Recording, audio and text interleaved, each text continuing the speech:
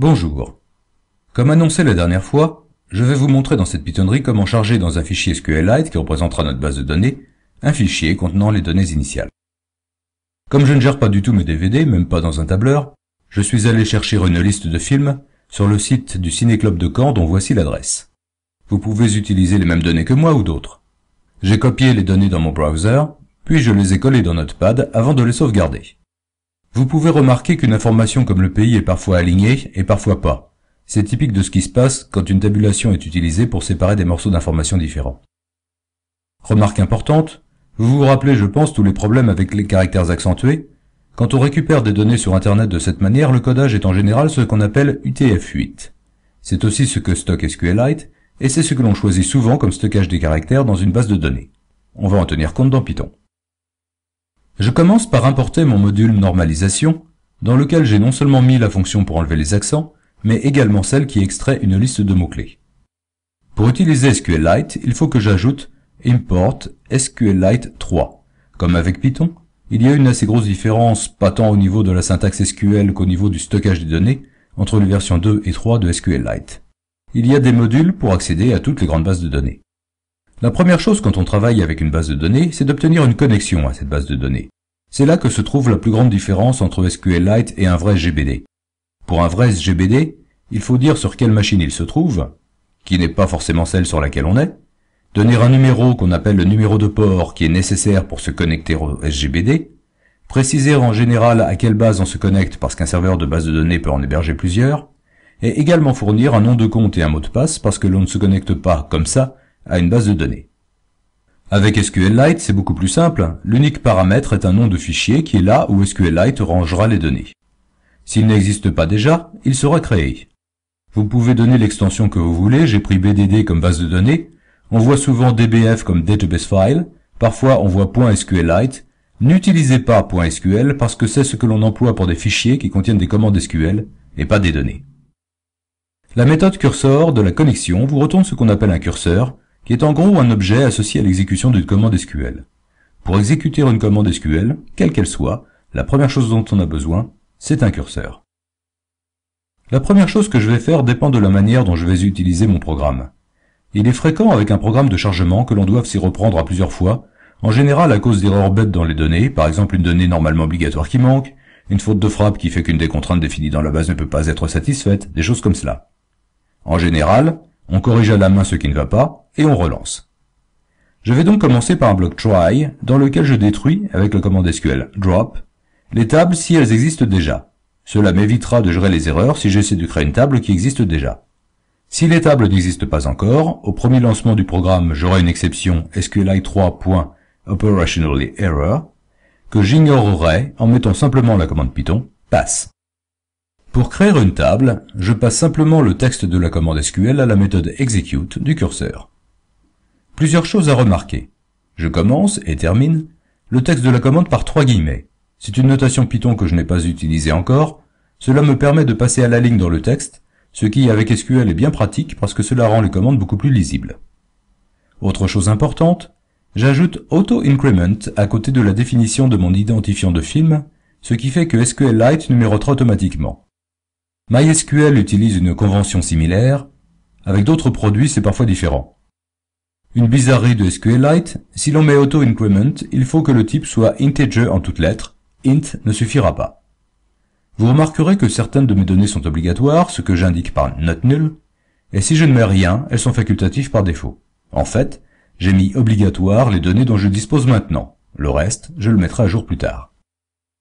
La table des mots-clés, c'est identique, sauf que là, l'identifiant du film viendra de l'autre table, donc je ne mets pas auto-increment, mais une contrainte de référence. Le vrai terme est intégrité référentielle. Et je précise que la clé primaire est la combinaison des deux colonnes. Je ne mettrai un même mot-clé qu'une fois par film. Maintenant que j'ai mes tables, je peux lire mon fichier pour les charger. Je vous ai dit que ce que j'avais récupéré sur Internet était de l'UTF-8, que je peux facilement transformer en Unicode, que c'est bien géré Python, grâce au module codex. Ce module contient des fonctions d'ouverture de fichiers qui ressemblent aux fonctions normales et s'utilisent comme elles, sinon que je précise que mon fichier contient de l'UTF-8. Quand je lirai le fichier, la conversion sera automatique. Ceci demande bien entendu un import codex au début de mon programme. Maintenant, je voudrais introduire une notion très importante. Nous allons voir tout de suite comment ajouter des lignes à une table. Disons que j'exécute une commande SQL qui ajoute comme film « Le Père Noël est une ordure ». Derrière, j'ajoute dans la table des mots-clés ceux qui correspondent au titre. D'abord Père, puis Noël, et puis là, boum, problème. Je vous ai dit que souvent un SGBD tournait sur notre machine. Il peut y avoir un problème réseau, une coupure temporaire, le serveur peut avoir un problème matériel, et là, je risque de me retrouver avec quelque chose d'à moitié fini. Ce que je veux, c'est que si j'ai « Le Père Noël est une ordure » dans la table des films, je me retrouve avec « Père »,« Noël »,« est » et « ordure » dans la table des mots-clés. Tous les mots, pas simplement « Père » et « Noël ». Ou à la limite, je préfère qu'il n'y ait rien du tout. C'est un peu comme quand vous voulez aller voir un film avec des copains, vous êtes 5 et il ne reste plus que 3 places dans la salle. Vous préférez dire « Eh bien, on ira ensemble à une autre séance ». Là, c'est pareil. Je pourrai toujours recharger correctement quand le problème sera réglé. C'est une question d'avoir des données cohérentes, la fameuse intégrité des données que les bases de données essaient de garantir. Cette notion de dire « je veux que tout passe » ou à la limite rien du tout, cela s'appelle la notion de transaction, c'est-à-dire un ensemble de commandes SQL qui doivent toutes passer ou alors aucune. Avec certains produits, dont SQLite, on commence par exécuter la commande SQL begin, qui veut dire commence, transaction. Avec d'autres produits, c'est implicite. Dans tous les cas, on finit la transaction en appelant soit la méthode commit de la connexion, pour dire que c'est bon, soit sa méthode rollback, qui dit annule tout ce que j'ai fait depuis le début de la transaction. Vous remarquerez que ce sont des méthodes de la connexion. Vous pouvez avoir plusieurs curseurs en même temps, les opérations transactionnelles sont globales. Si vous ne dites pas begin transaction avec SQLite, chaque commande SQL qui modifie la base est une petite transaction que vous ne pouvez pas annuler. Vous vous doutez bien que mon programme va consister à boucler sur le fichier en entrée, charger un film, puis charger ses mots-clés, et recommencer avec le film suivant. Au minimum, il faut que je commence une transaction avant de charger le film, puis que je la termine après le chargement de ses mots-clés. Ce n'est pas ce que je vais faire. En fait, je vais mettre tout le chargement dans une transaction, ou je charge tout, ou je ne charge rien. J'ai deux bonnes raisons pour faire cela. D'abord, quand j'exécute un commit, le SGBD doit écrire des choses sur un fichier, ce qui ralentit très sérieusement les opérations. Vous pourrez essayer, la différence est très marquée. La deuxième raison, c'est que souvent il est plus facile, surtout quand c'est rapide, de tout annuler et de recommencer de zéro plutôt que d'essayer de reprendre une opération en cours. Il ne faut pas avoir peur, j'ai vu des chargements de plusieurs millions de lignes d'un coup, pas dans SQLite. Bon, maintenant on peut y aller. J'ai ouvert mon fichier, je commence une transaction. Je boucle sur les lignes du fichier. Je récupère dans une liste que j'appelle détail les différents éléments de chaque ligne.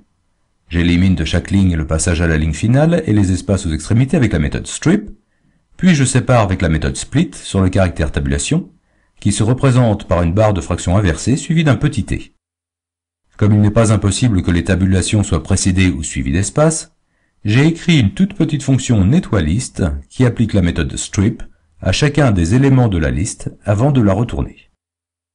Qu'est-ce que j'ai dans le fichier que j'ai récupéré sur le web? Le titre, le nom du réalisateur, le pays et l'année dans cet ordre.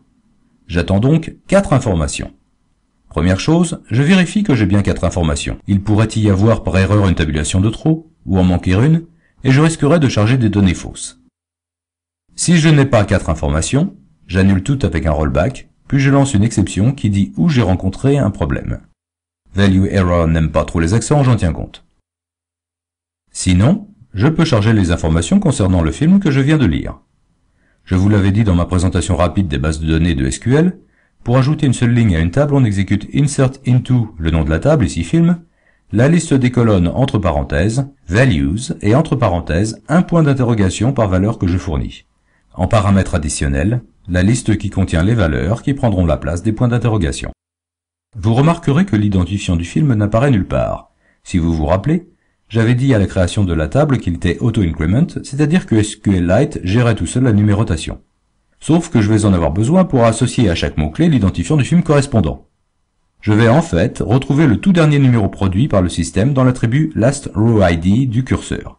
C'est très classique avec les bases de données. Il y a toujours un attribut ou une fonction pour vous donner le numéro le plus récemment créé. À partir de là, c'est facile. Je prends le titre, c'est-à-dire l'élément 0 de la liste détail, j'en extrais la liste des mots-clés, sur laquelle je boucle pour insérer chaque fois la liste constituée de l'identifiant du film et du mot-clé. En fin de boucle, commit. C'est super important, si vous ne retrouvez rien dans vos tables, c'est que vous l'avez oublié, parce que dans ce cas, tout est annulé. Je ferme mon curseur, je ferme ma connexion, et j'ai fini. Nous verrons dans la prochaine Pythonnerie comment écrire un programme pour interroger et modifier les données que nous avons chargées dans SQLite. En attendant, si vous utilisez Firefox, je peux vous recommander le module d'extension qui s'appelle SQLite Manager. Il vous permettra d'ouvrir facilement le fichier dvd.bdd pour regarder ce qu'il y a dedans, et même de vous faire la main sur SQL si vous le souhaitez.